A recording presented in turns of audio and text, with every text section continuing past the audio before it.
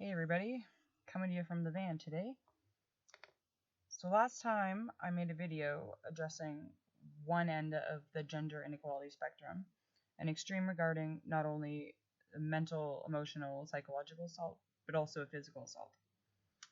This end, considered the more severe side of gender inequality, is also the most obvious side because of the physical aspect. For this video, I'm going to jump over to the other end of the spectrum, where the victimization of women is far from obvious, yet is the most frequently occurring form of gender inequality.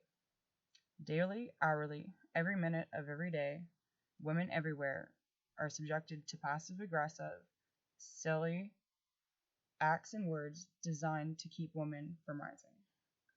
Now, I don't say silly lightly, because these silly acts are tools designed to demean, disrespect, victimize, and silence women. These vile interactions that are a day-to-day reminder to us women that we are less simply because we are women. Discreetly and silently, these variations of abuse, though less physically harmful, are the driving force behind the normalization of abuse against women. I've chosen one silly example from my life to illustrate this message.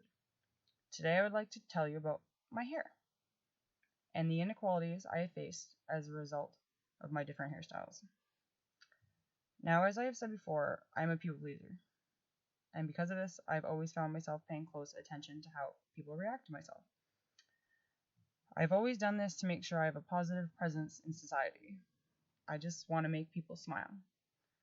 However, I've discovered many sad things that I never imagined I would by observing people.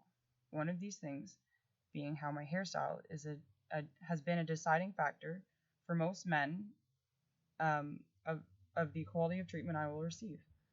I made a chart of pros and cons for the 8 different times I changed my hair. I'll take you through it. So I'm going to start when I was start of high school, long blonde, Barbie looking hair.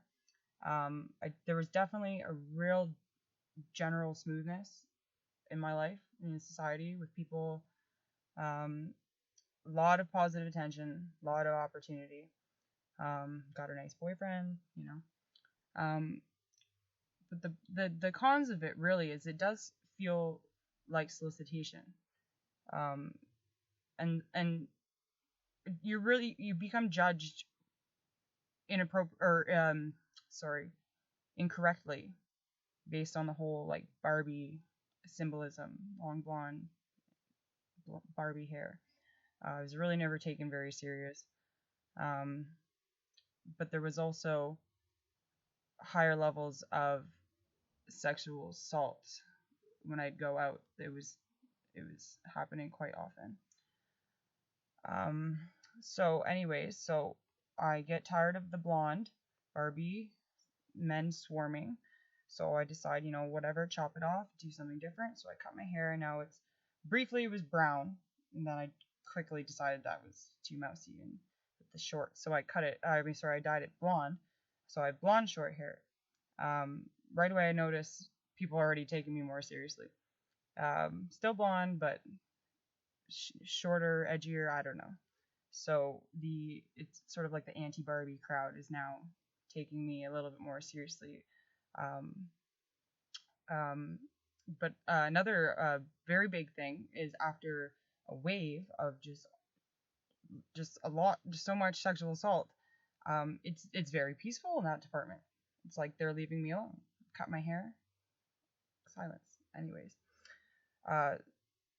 but then that could also be because there's also this new conception now that since I cut my hair, I must be a lesbian. There's nothing wrong with lesbians, but I'm straight, so judge me as so. And then along with that, there's just very minimal male attention in general. Even the ones that I felt like were previously attracted to me, now they just look right through you. Just right away, I just realized, like, wow, short does not work. The differences in treatment and disadvantages were just so painfully clear. So I was like, okay, well, I better grow it back out. So now we're around the end of high school, kind of entering into the bar age. Got long blonde hair again. The general smoothest returns. I'm on top of the world, senior year. Got a nice boyfriend again. And the boyfriend I found, I really did decrease the sexual assault. But that being said, even when I was in a relationship, the verbal sexual assault never stops. Never stops. I guess the real negative here was I hadn't gotten drunk Karina, my alter ego, under control yet. So after the relationship that ended there with the boyfriend, I experienced this new wave of sexual assault and rape, and it was just relentless this time. A big thing, I guess, I'm not at my friends' garages anymore. I'm out at the bar with strangers, just blackout. It was just a really dangerous time for me to be out drinking. The sexual assault and the rape just never seemed to end. So, having enough of that, not being able to stand the high levels of sexual assault and rape, I decided, I better cut my hair, because last time I cut my hair, all that stopped. I don't care if I get a boyfriend. Didn't get a boyfriend when I had short hair either. I don't care. I just need the sexual assault to stop. Now, I'm going to skip right over the pros section because there really wasn't very many this time. Same thing. Guess Karina's lesbian now.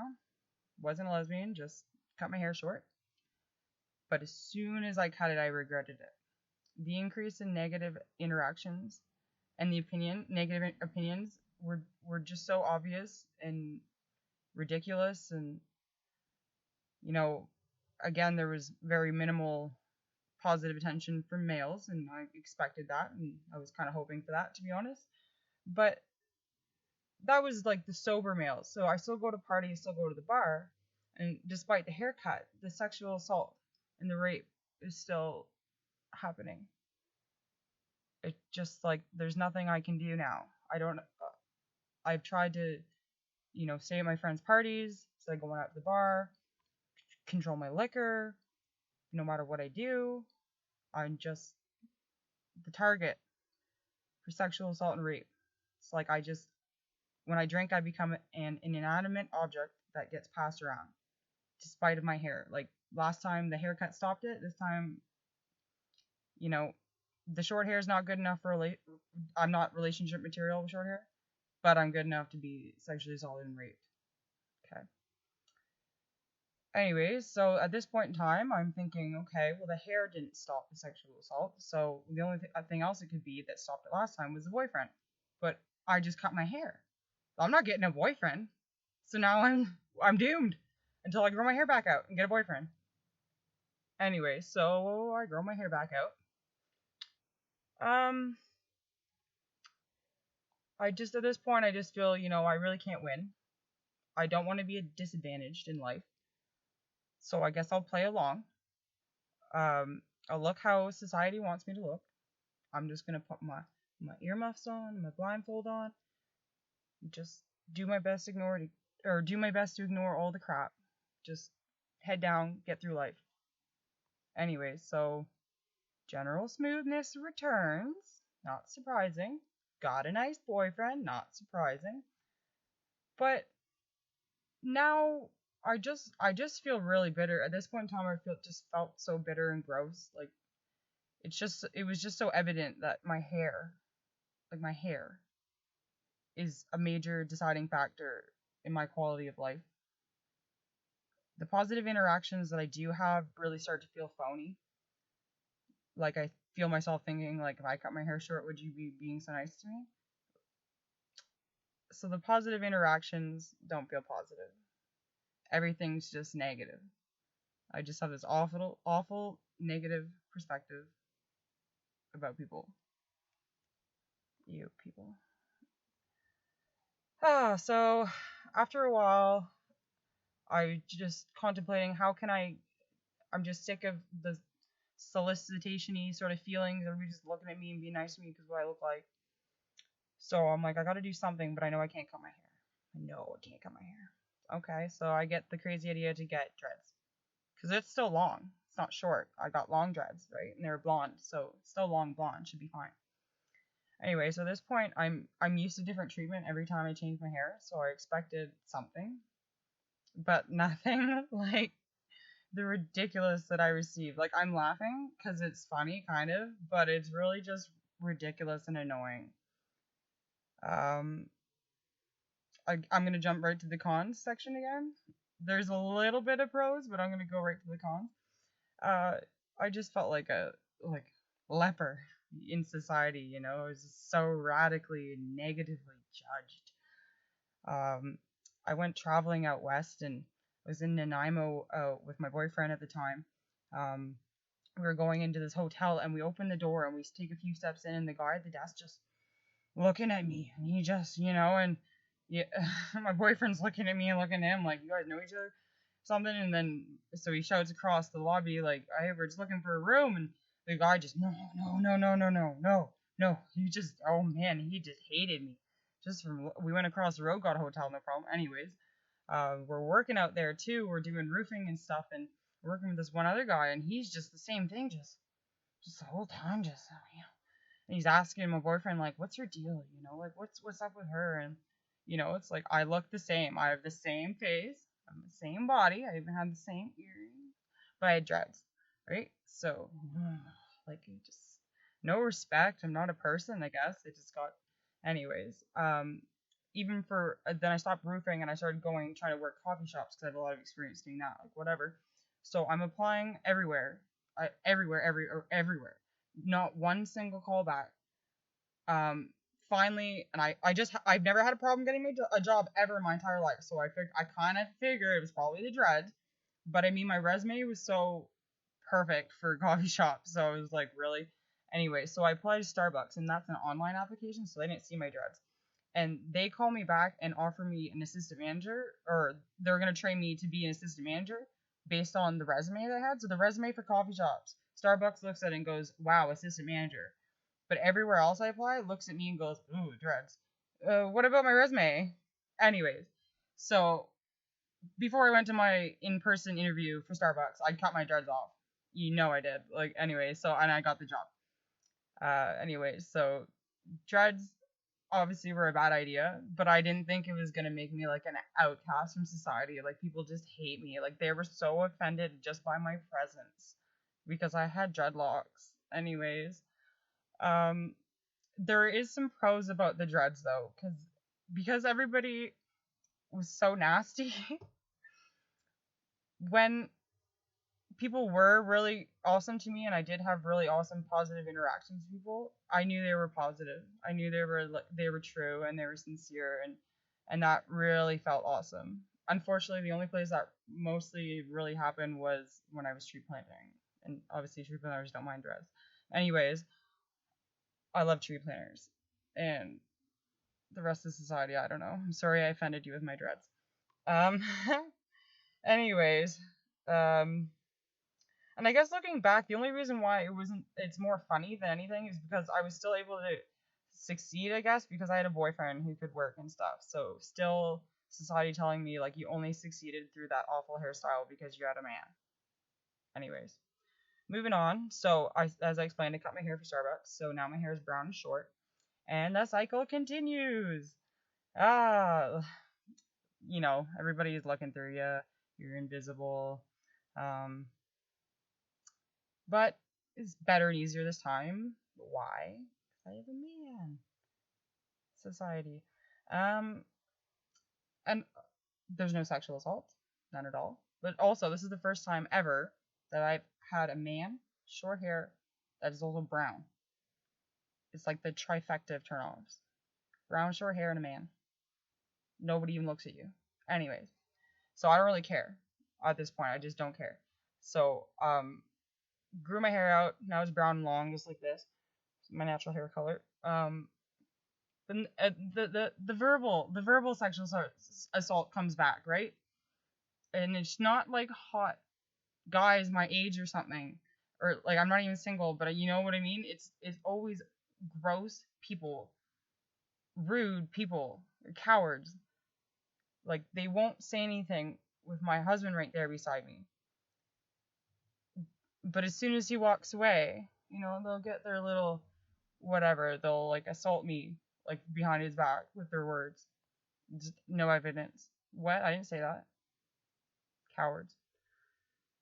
Anyways, at this point in time, I'm just kind of, like, keeping to my family, just away. I'm just, like, trying to be as far from civilization as possible, so it didn't happen as much, I guess. But it don't go out. Anyways, so I wanted to cut my hair again, like recently, like everybody got their quarantine haircut this year and stuff. So I wanted to do that too. Like I needed a haircut, and I was like, well, I'll just cut my own. But it took me so long to decide, because even though I have like a family and a man and stuff, I was like, man, like, you can't cut your hair short. You can't cut your hair short. Why can't I cut my hair short? I'm just so used to society telling me, if you cut your hair short, you're gonna get less. So anyway, so I cut my hair this short, like to my hang, but I kept it long. See, look, if it's up, it looks long, doesn't it? It's not a coincidence. I did that on purpose. It's short, but it looks long when it's up. Win.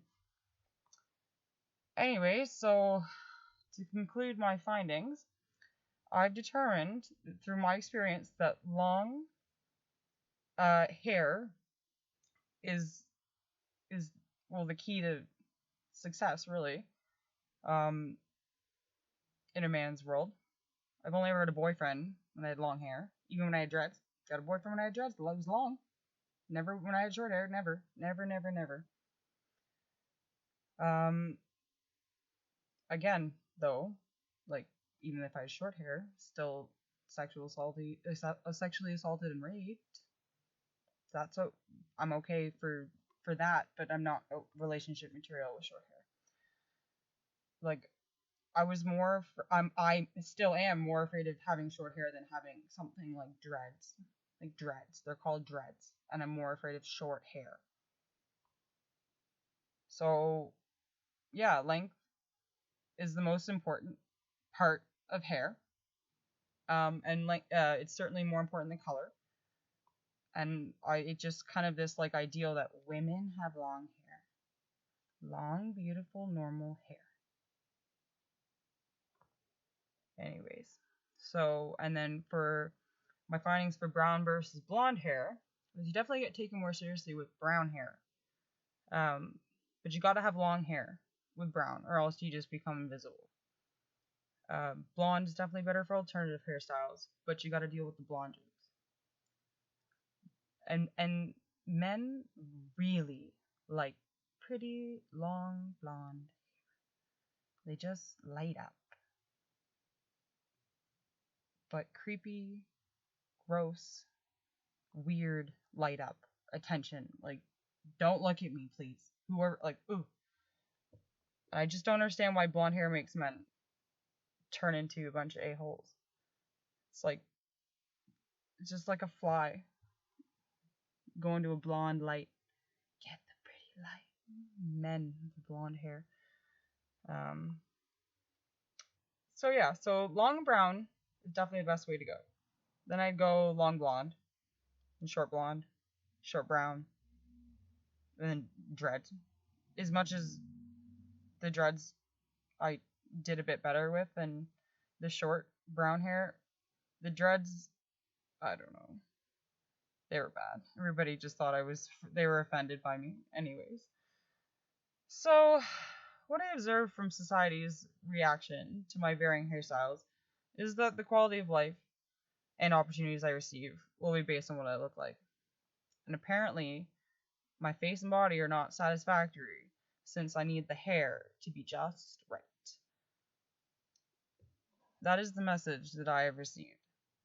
Very discreetly, society forces women to fit a standard or suffer the consequences. Our Canadian culture is so deeply rooted with silent mechanisms designed to oppress. So silent and small, it is easy to understand why men and women view these oppressive tools as harmless or silly. But they are far from it. Our society has normalized hate against women so enormously that men and women participate in oppressing women without realizing. Over time, society has made efforts to cut back the thorny stems and stalks of hate and oppression. These attempts at thinning the apparent problem, the physical, are a silly excuse for a solution. It is common knowledge that in order to completely eradicate a weed, that you must unearth the roots, for it is the roots that fuel and stabilize the ever-growing and changing thicket of hate. Our society has let the roots of oppression go untamed for far too long. Society wants women to believe that it has our back by making minimal attempts to solve issues around the mistreatment of women. My sisters, it is us who must unearth the roots of hate, make them visible, bring them to the surface. We must show our brothers that there is so much more to hate than what is visible, than the physical. Only then will hope for a new future, a new culture come into view. Sisters, we must share our stories of hate. Use your voice. However, it is paramount that we do not hate. We educate with the love and patience a mother would give her child.